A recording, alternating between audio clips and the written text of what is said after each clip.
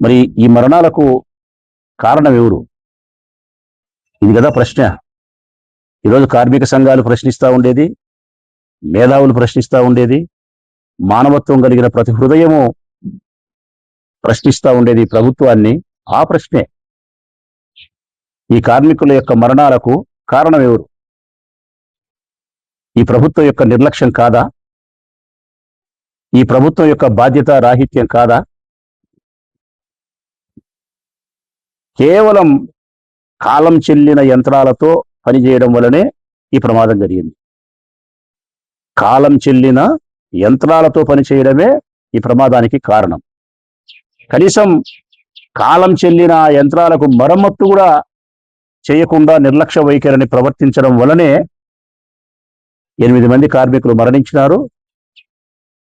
ఎక్కువ సంఖ్యలో హాస్పిటల్లో చికిత్స తీసుకుంటున్నారు. మరణించిన వారిది ఒక బాధ అయితే, గాయపడి ఆసుపత్రులు ఉన్న వారికి మరొక బాధ.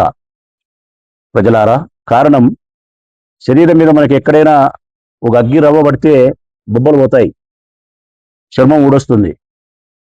లేదు, ఒక ఇనుప కడ్డీతో కాలిస్తే చర్మం ఊడొచ్చి కండ కూడా కాలుతుంది. ఇంకా లేదు, ఎక్కువ స్థాయి అయితే ఎముక వరకు పోతుంది.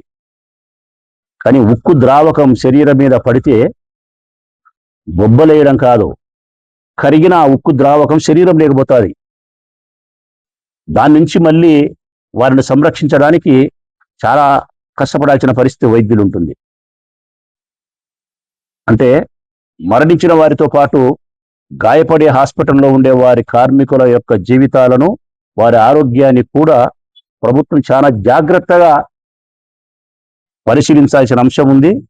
వారి పట్ల చాలా గొప్ప హృదయాన్ని ఈ ప్రభుత్వం ప్రదర్శించాల్సిన అవసరం ఉంది. కానీ ఈ ప్రభుత్వం